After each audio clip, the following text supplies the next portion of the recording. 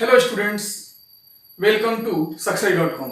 मैं आलोक सर आज आप लोगों के लिए भारतीय संविधान का बहुत ही महत्वपूर्ण टॉपिक संविधान का निर्माण लेकर आया हूँ। एक ऐसा टॉपिक जिससे हर एग्जाम में आप लोगों से क्वेश्चंस पूछा ही जाता है। अगर आप चैनल्स पे नए हैं तो चैनल्स को जरूर सब्सक्राइब कर लें और चैनल्स के रूटीन को जान लें।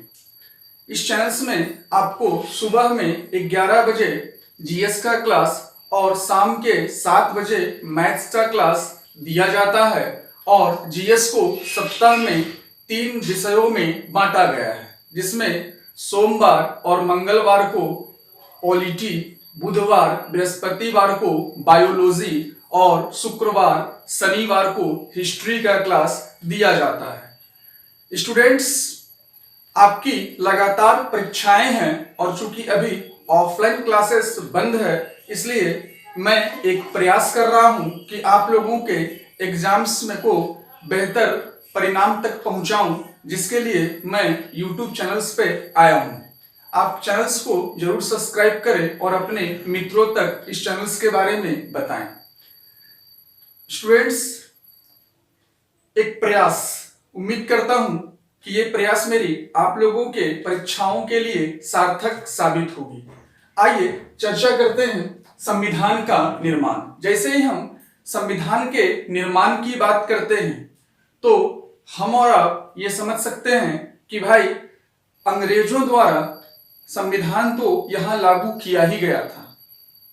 हमने लास्ट वीडियो में देखा था, रेगुलेटिंग एक्ट के माध्यम से, पिट्स इंडिया एक्ट के माध्यम से कई तरह से थे, लेकिन उसमें भारत का अधिकार क्षेत्र, भारतीयों के लिए अधिकार क्षेत्र बिल्कुल ना के बराबर था, चूंकि अंग्रेजों ने अपने स्वार्थ हेतु अपने नियम कानून बनाए थे और ये मांग लगातार भारतीयों के द्वारा उठना आरंभ हुआ था। आइए सबसे पहले मैं देखता हूं संविधान के निर्माण के लिए बहुत महत्वपूर्ण भूमिका जो है वो निभाता है संविधान सभा।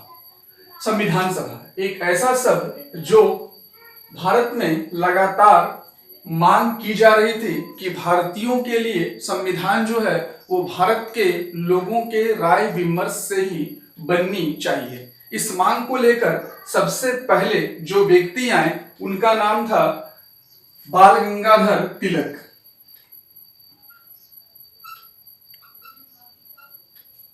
ठीक है, बाल गंगाधर तिलक। इन्होंने 1895 में पहली बार एक बिल संविधान के लिए लाया था, जिसका नाम था स्वराज विधेयक। स्वराज विधेयक एक ऐसा बिल जिसमें इन्होंने अपनी मांगों को रखा था कि भाई पूरी तरीके से हम लोगों का जो संविधान हो वो हम लोगों के आधार पर ही हो, क्योंकि स्वराज का मतलब ही हो गया अपने देश का संविधान हो। इन्होंने 1895 में एक बिल लेकर आया था जिसका नाम था स्वराज्य विधेयक। कई बार एग्जाम में ये क्वेश्चंस आता है, पूरे वीडियो को देखेंगे ताकि आपका हर एक क्वेश्चंस पकड़ा पाए। क्योंकि होता क्या है, मैं भी देखता हूं कि कई बार हम लोग क्या करते हैं कि थोड़ा सा वीडियो को देखें, किसी भी वीडियो, एंटरटेनमेंट वीडियो हो या फिर कोई भी वीडियो हो, थोड़ा सा 2 मिनट 3 मिनट देखते हैं, 5 मिनट देखते हैं, फिर छोड़ देते हैं। तो चलो एंटरटेनमेंट में कोई बात नहीं है, लेकिन जो कि क्लासरूम का वीडियो है तो जब तक हम अंत को नहीं देखेंगे, मान लो यहीं पे मैंने अभी लिखा क्या, संविधान सभा की कार्यवाही और उपाध्यक्ष की मैंने बात की, तो जब तक हम यहां तक नहीं देखेंगे तब तक ये कैसे पता चलेगा कि भाई संविधान सभा के उपाध्यक्ष कौन थे। ठीक है, तो वीडियो को पूरा जरूर देखें। मैं बात कर रहा था क्या कि यहाँ पे तिलक के द्वारा पहली बार 1895 में स्वराज विधेयक को लेकर आया गया। हम ये कह सकते हैं कि पहला ये अवसर था जब बाल गंगाधर तिलक के द्वारा जो ये स्वराज विधेयक लाया गया, उसे हम सैद्धांतिक दर्शन के रूप में कह सकते हैं, क्योंकि सर्वप्रथम इनका ही ये प्रयास रहा था कि भाई संविधान सभा भारत वाले लोगों का हो। ठीक है, तो एक सैद्धांतिक दर्शन के तौर पर भी हम स्वराज विधेयक को जानते हैं। आगे उसी तरीके से 1922 आते आते 1922 आते आते महात्मा गांधी ने भी 1922 आते आते महात्मा गांधी ने भी तिलक के विचारों की पुष्टि की। ठीक है, 1922 में महात्मा गांधी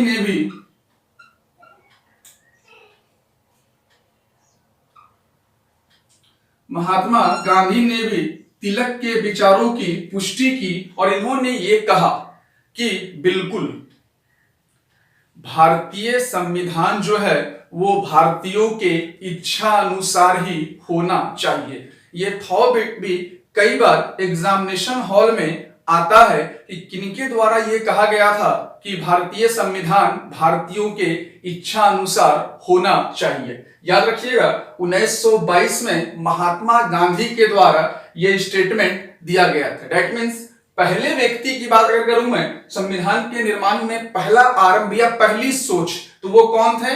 तिलक थे। ठीक है, उसके बाद तिलक की बातों का पुष्टि किसने किया? महात्मा गांधी ने 1922 में इनकी बातों की पुष्टि की।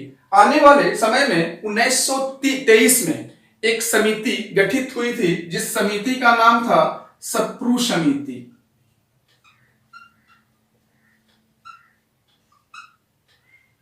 सप्रू समिति कब गठित हुई थी? 1923 में यह समिति जो है वो गठित हुई और इसमें इन्होंने कॉमन ऑफ इंडिया बिल मतलब कॉमनवेल्थ ऑफ इंडिया बिल, पूरी तरीके से मैं नाम दूं इसका तो कॉमन वेल्थ ऑफ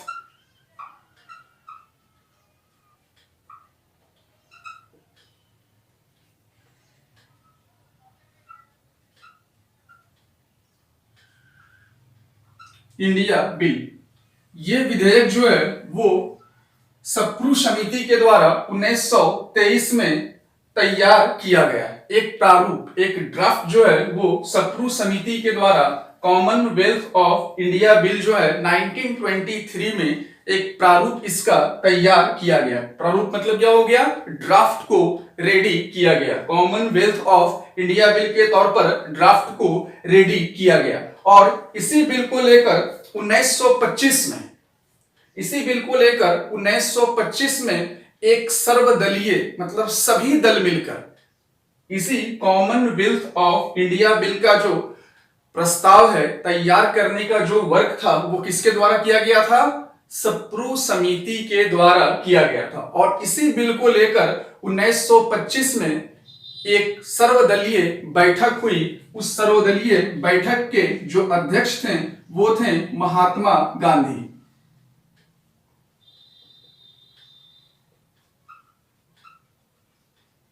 सर्वदलीय बैठक के जो अध्यक्ष थे वो कौन थे? महात्मा गांधी थे और महात्मा गांधी ने ये बिल जो है वो प्रस्तुत किया। मतलब ये कह सकते हैं कि संविधान सभा का पहला कदम, देखो पहली सोच जो है वो कहां से है?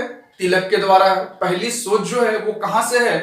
तिलक के द्वारा है। क्योंकि यहां से हमको 1895 का स्वराज विधेयक से हमको संविधान सभा और संविधान का सैद्धांतिक दर्शन जो है वो मिलना शुरू करता है। लेकिन पहला कदम मतलब फर्स्ट स्टेप हम जो चले वो कब चले? 1925 में जब सर्वदलीय बैठक हुई जिसके अध्यक्ष जो थे वो महात्मा गांधी थे। और ये सर्वदलीय बैठक पूछ सकता है कहां हुआ? पूछ सकता है, ध्यान रखना। ये सर्वदलीय बैठक जिसके अध्यक्ष महात्मा गांधी थे, ये बैठक जो है वो दिल्ली में हुआ। ठीक है, तो यहां पे पहली बार एक सोच, एक कदम बढ़ाया गया संविधान सभा की ओर, मतलब अपने संविधान, भारतीय संविधान। क्योंकि मैंने कहा क्या कि 1922 में तो महात्मा गांधी ने पहले ही कहा था कि भाई भारतीय संविधान भारतीयों के इच्छा अनुसार ही हो। तो भारतीयों के इच्छा अनुसार तब होगा ना जब भारत के लोग इसमें शामिल होंगे। इंग्लैंड में बन के आता था, हम लोग को पता भी नहीं चलता था, आ गया बन के रॉलेट एक्ट, भाई एक कानून पास कर दिया गया। आ गया बन के पिट्स इंडिया एक्ट, एक कानून पास कर दिया गया। तो ये चीजें हम लोगों के लिए क्या था कि भाई एक ऐसा जिसमें जहां हम रह रहे हैं और हमें को वो नियम पता ना हो, कैसे बना, क्यों बना, क्या लाभ क्या हानि। जस्ट लाइक ऐसे समझ सकते हैं कि अपने घर में रहते हैं और बाहर वाला आके बोलेगा कि ना दोपहर में ये खाना खाना, इसको मत खाओ। ठीक है, तो यही स्थितियां यहां भी थी। बाहर वाला डेट मींस क्या हो गया मेरा? इंग्लैंड वाला। बाहर वाला मतलब क्या हो गया? इंग्लैंड वाला। तो वो अपने तरीके से वहां पास करता था और यहां हम लोगों पे थोप देता था।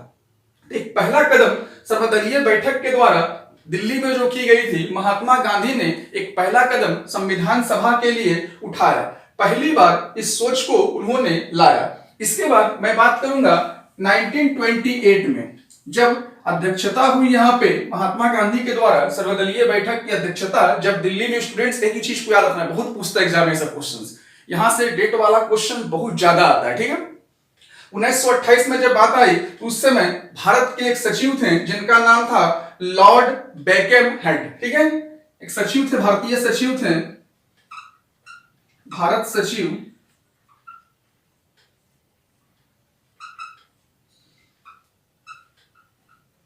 लॉर्ड बेकन, याद रखो ना, कोई नहीं, ठीक है। तो लॉर्ड बेकन जो थे वो एक भारत के पहले सचिव के तौर पर यहां पे उस समय तत्कालीन सचिव के तौर पे मौजूद थे। कौन थे? Lord bacon. लॉर्ड बेकन के द्वारा यहां पर पहली बार एक चुनौती दी गई 1928 में। लॉर्ड बेकन को एक चुनौती दी गई नेहरू रिपोर्ट के माध्यम से कि भाई आपको हर हाल में हम लोगों की बातों को मानना होगा और भारत में संविधान सभा बनना चाहिए, क्योंकि जैसे ही हमारा संविधान सभा भारत में बनेगा तो हम अपने आप को अपने तरीके से अपने संविधान को पास करेंगे, अपने संविधान के नियम कानून को हम बनाएंगे और हम लोगों से राय विमर्श भी लिया जाएगा। मतलब दैट मीन्स भारतीय ये जान पाएंगे कि फाइनली संविधान में क्या बन रहा है। इन तमाम बातों को एक चैलेंज के तौर पर उस समय भारत के सचिव जो थे, जिनका नाम क्या था, लॉर्ड बेकन, इनको सौंपा गया और एक चैलेंज के तौर पर लिया गया। हालांकि इसके बाद 1934 में मोतीलाल नेहरू ने संविधान सभा की मांग रखी थी। 1924 में औपचारिक रूप में, यहां दो आदमी का नाम आएगा,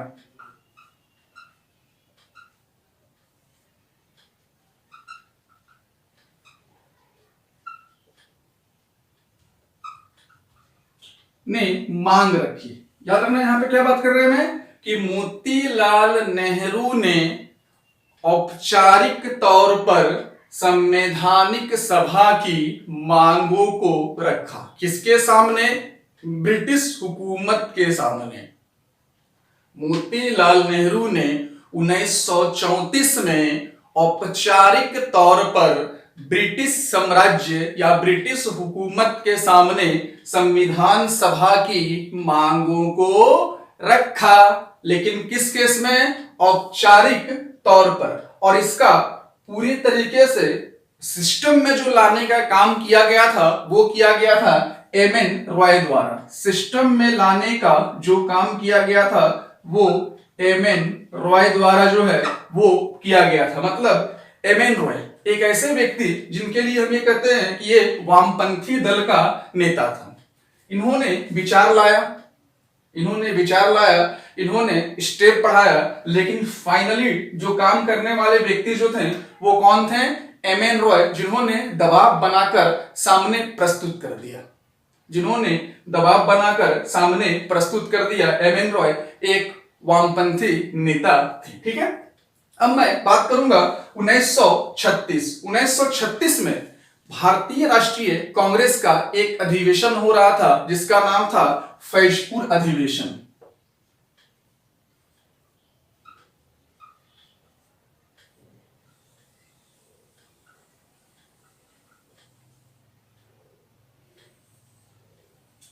फैजपुर अधिवेशन कई बार ऐसे ही पूछता है कि फैजपुर अधिवेशन कब हुआ, ठीक है, कई बार क्वेश्चन आता है। 1936 में फैजपुर अधिवेशन जो है वो किया गया था और इस समय जो है संविधान सभा की मांग भारतीय राष्ट्रीय कांग्रेस के अधिवेशन में पुरजोर उठना शुरू हुआ कि नहीं भाई संविधान सभा हमको चाहिए। जबरदस्त तरीके से 1936 के फैजपुर अधिवेशन में मांग उठना शुरू हुआ और इसका परिणाम यह हुआ कि पूरी तरीके से 1940 में तत्कालीन वायसराय जिनका नाम था लिन लिथगो, यहां से भी क्वेश्चन आ जाता है हिस्ट्री वगैरह में, याद रखना। वायसराय जो है 1940 के, उनका नाम है लिन लिथुगो। क्या नाम है? 1940 में वायसराय जो है उनका नाम क्या है? लिन लिथुगो। वो पूरी तरीके से उन्होंने अपने इस प्रस्ताव का जो 1936 में फैसला अधिवेशन के द्वारा भारतीय राष्ट्रीय कांग्रेस के द्वारा लाया गया था, इसका पुरजोर विरोध करते रहे। लेकिन संविधान के मांग को अंततः 1940 में स्वीकारा गया कि भाई चलो कोई नहीं। इतना जबरदस्त तरीके से यहाँ पे विरोधी हुआ था कि आरंभ में तो लिन लिथुगो ने, पुराने विरोध जो करने वाले थे वो विरोधी अवगत थे हैं, लेकिन फाइनली यहाँ पे लिन लिथुगो को ये मानना पड़ा कि भारतीयों का संविधान सभा भारतीयों को दिया जाए और संविधान का निर्माण खुद भारतवासी करें। ठीक है, इसके पीछे का कुछ और भी कारण रहा है भारतीय इतिहास में, जिसमें हम लोग जानते हैं द्वितीय विश्व युद्ध। 1940 का दौर है, डेट मीन्स द्वितीय विश्व युद्ध का भी दौर रहा। 1942 आते आते एक ब्रिटेन के द्वारा एक टीम भेजा गया भारत 1942 में, जिसका नाम था क्रिप्स प्रस्ताव।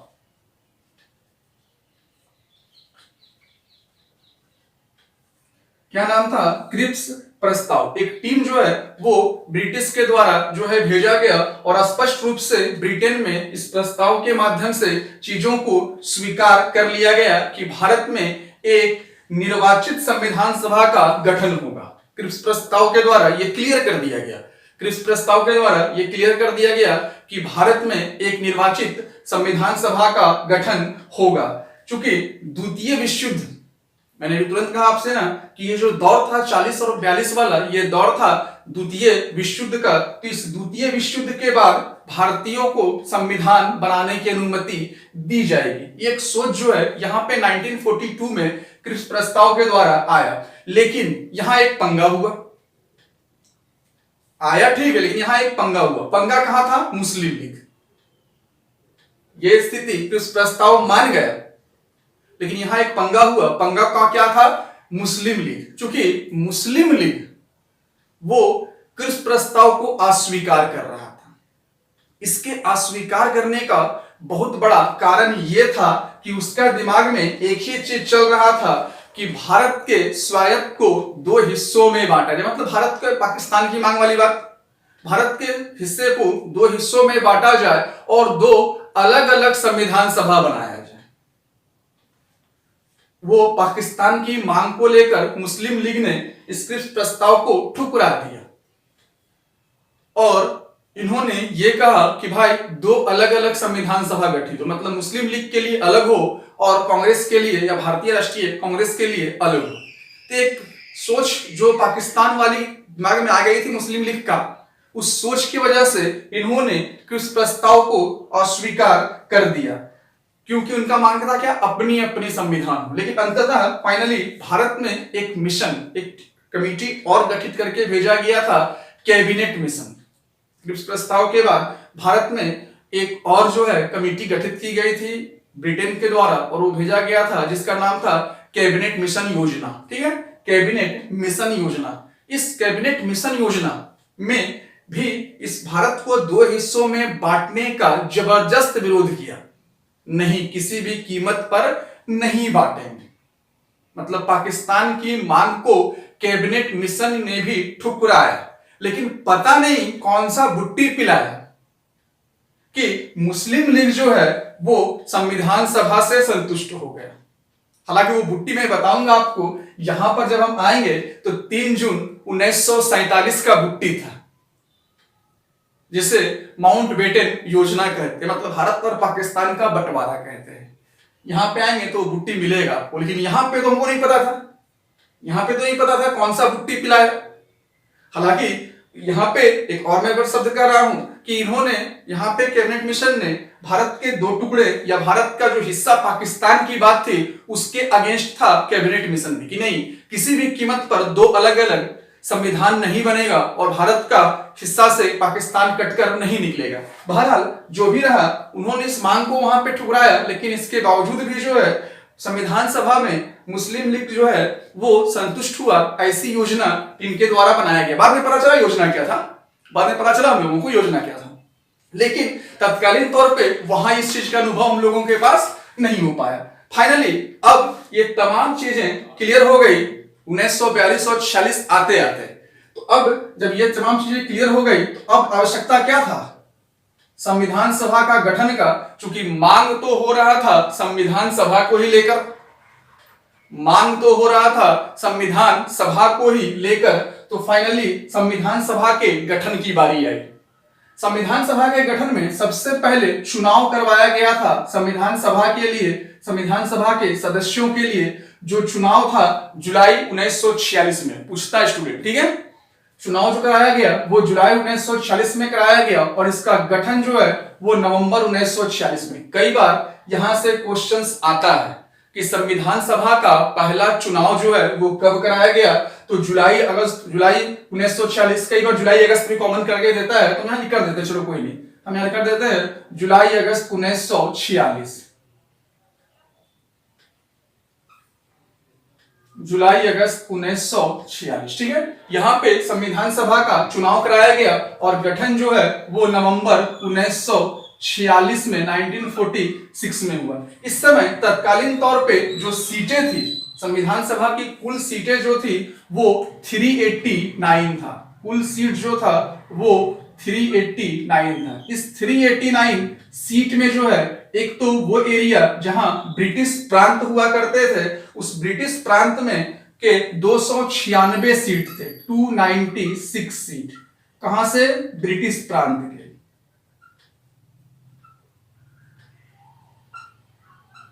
ठीक है, 296 सीट जो था वो ब्रिटिश प्रांत का था और जो बचेगा दैट मीन्स 93 सीट जो है वो देसी रियासत का था।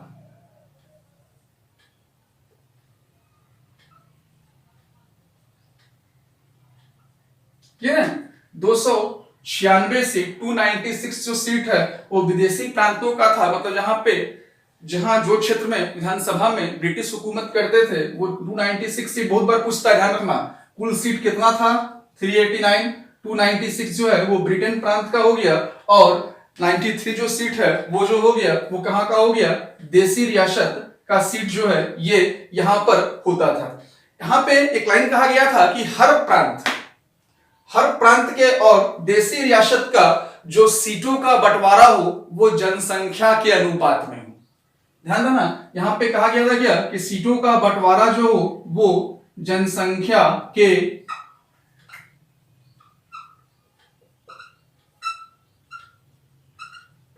अनुपात में हो।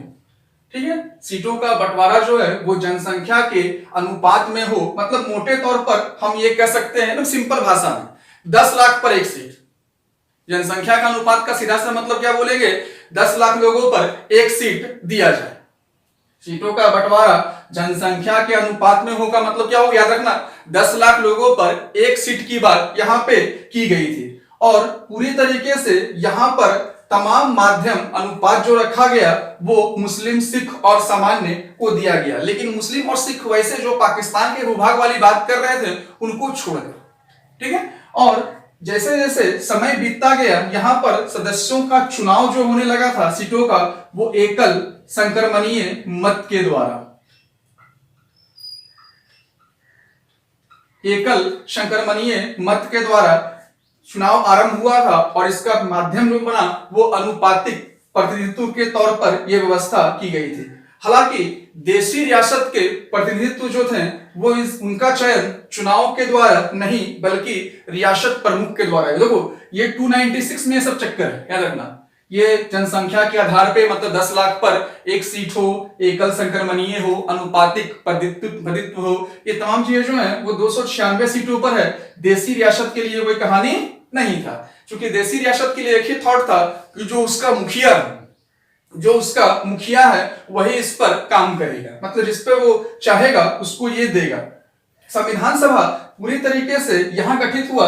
अब इस 296 तो 93 हटा दो, इस 93 से कोई मतलब नहीं है क्योंकि भैया राजा वाला चक्कर है, ठीक है, इसको छोड़ दो। अब बचा मेरा क्या जी? 296 में चुनाव हुआ, 296 सीट पर चुनाव हुआ। अब इसमें जो है बांटा गया सीटों को। इसमें 208 सीट जो है वो कांग्रेस को,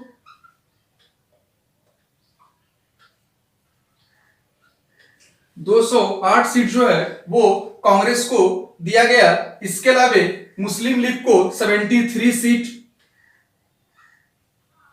ठीक है, और इसके अलावा जो है निर्दलीय सीट जो है वो 15। याद रहेगा ना, 389 टोटल है, 296 ब्रिटिश का है, 93 देसी रियासत का है।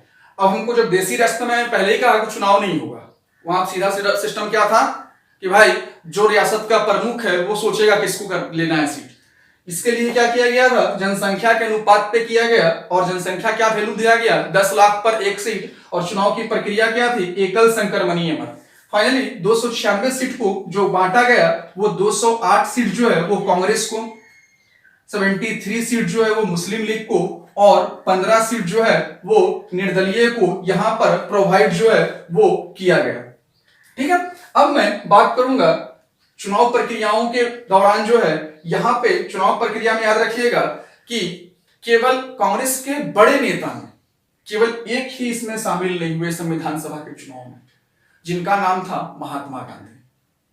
उनको छोड़ दिया जाए, मतलब संविधान सभा का जो गठन की बात हो रही है, यहां चुनाव और गठन होने की बात हो रही है, उसमें केवल एक व्यक्ति मोहनदास करमचंद गांधी या फिर महात्मा गांधी को छोड़ दिया जाए तो जितने भी कांग्रेस के उस समय के भारतीय राष्ट्रीय कांग्रेस के जितने भी बड़ी हस्ती थी वो तमाम लोग यहां मौजूद था। यहां पे महिलाएं भी शामिल थी इस चुनाव में, ऐसा नहीं केवल पुरुष ही थे, महिलाएं भी शामिल थे, महिलाओं को भी सीट दिया गया था, और महात्मा गांधी को छोड़कर तमाम बड़े बड़े दिग्गज जो थे उस समय के, वो तमाम लोग यहां पर शामिल हुए थे। ठीक है, अब मैं बात करूंगा संविधान सभा की कार्यवाही। संविधान सभा का जब गठन हुआ, इसकी पहली बैठक, बहुत बार पूछताछ हुई कि संविधान सभा की पहली बैठक कब हुई। ठीक है, संविधान सभा की जो पहली बैठक हुई वो 9 दिसंबर 1946 को हुआ। संविधान सभा की पहली बैठक 9 दिसंबर 1946 को हुआ, और उस समय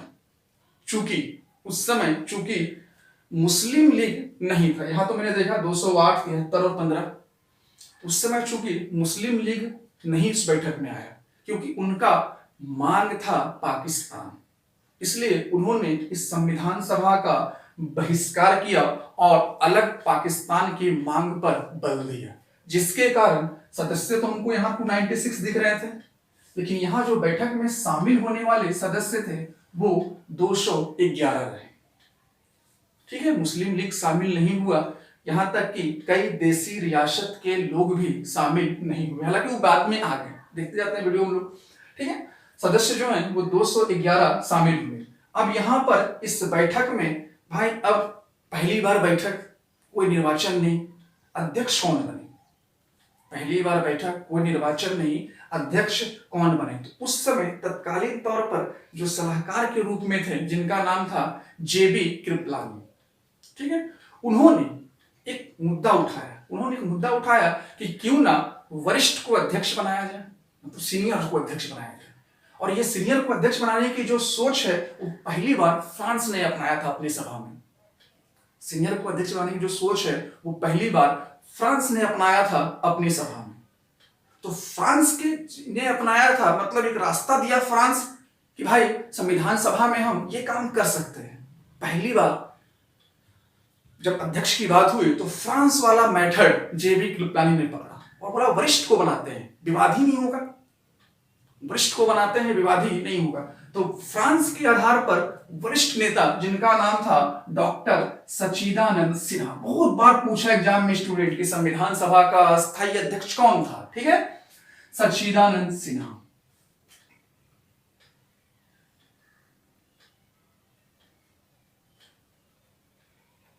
याद रहेगा, ठीक है, अस्थायी अध्यक्ष वरिष्ठता के आधार पे फ्रांस के द्वारा सोच लाया गया था, ये पहली बार दुनिया में, और उसी को बेस बनाकर जेबी कृपलानी ने इसे यहां हिट किया। ठीक है, वरिष्ठता के आधार पे सच्चिदानंद सिन्हा को यहां पर अस्थायी अध्यक्ष चुना गया। बाद में 11 दिसंबर को, ये जो डेट था याद रखना, ये कौन सा डेट था, 9 दिसंबर, चूंकि पहली बैठक तो इसी समय हुई थी। बाद में 11 दिसंबर 1946 को अस्थायी अध्यक्ष का निर्वाचन किया गया, और ये निर्वाचित जो हुए उनका नाम था डॉक्टर राजेंद्र प्रसाद, ये निर्वाचित हुए थे। ठीक है, गारंटेड क्वेश्चन होता है संविधान सभा के अस्थायी अध्यक्ष कौन है? सच्चिदानंद सिन्हा। संविधान सभा के अस्थायी अध्यक्ष कौन है? डॉक्टर राजेंद्र प्रसाद। और उसी प्रकार से दो उपाध्यक्ष भी यहां पर आए। देखो उपाध्यक्ष की संख्या 2 थी, याद रखना, अपने आप में महत्वपूर्ण क्वेश्चन है कि संविधान सभा में कितने उपाध्यक्ष थे। ठीक है, 2 उपाध्यक्ष थे जिनमें एक का नाम था HC मुखर्जी और दूसरे व्यक्ति जो थे उनका नाम था VT कृष्णाचार्य।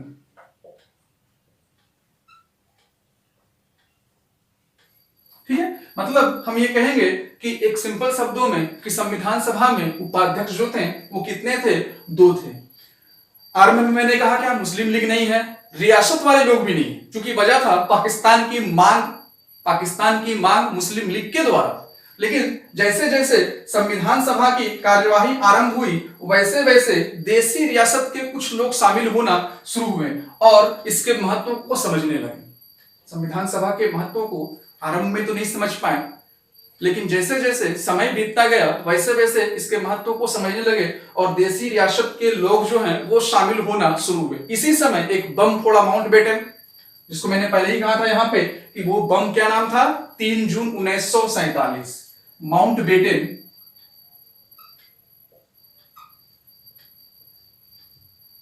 के द्वारा 3 जून 1947 का ये लाया गया, बम फोड़ा गया और इसमें पूरी तरीके से भारत के विभाजन का योजना प्रस्तुत कर दिया। माउंटबेटन योजना जो है वो 3 जून 1947 को भारत के विभाजन का योजना जो है वो प्रस्तुत कर दिया गया। और जैसे ये प्रस्तुत हुआ तो अब देसी रियासत के अधिकांश सदस्य शामिल हो गए। भारतीय जो मुस्लिम थे, भारतीय हिस्से के जो मुस्लिम थे वो लोग भी संविधान सभा में शामिल हो गए। ठीक है, हम लोग इसका सेकेंड पार्ट कल देखेंगे, क्योंकि बहुत लंबा है ये और छोड़ के या फिर छोटा छोटा पढ़ा पाना या पढ़ना मजा नहीं आएगा। तो जब तक आप डेप्थ ज्ञान नहीं लोगे स्टूडेंट, तब तक एग्जाम में परेशानी होगा। और कितना रटोगे, कब तक रटोगे, कितना रटोगे? मौका है बहुत अच्छा आपके पास कि आप लोगों के लिए बहुत सारा एग्जाम अभी मौजूद है, तो अपने आप को उस लेवल तक पहुंचाओ कि तू पूछ जहां से पूछता है। रेलवे वाले हो, SSC वाले हो, BPSC वाले हो, दरोगा वाले हो, पूछो, आप कहां से पूछोगे, मैं तैयार हूं। ठीक है, मैं इसका सेकंड सेक्शन कल दूंगा। आप लोगों को वीडियो कैसा लगा जरूर बताएं और अधिक से अधिक सब्सक्राइब करें और कमेंट करें। सब्सक्राइब जब बढ़ेगा तो मेरा मनोबल भी बढ़ता है और आप लोगों पर अधिक एनर्जेटिक होकर क्लास देने में मजा आता है। इसलिए स्टूडेंट्स सब्सक्राइब जरूर करें। जय हिंद, जय भारत।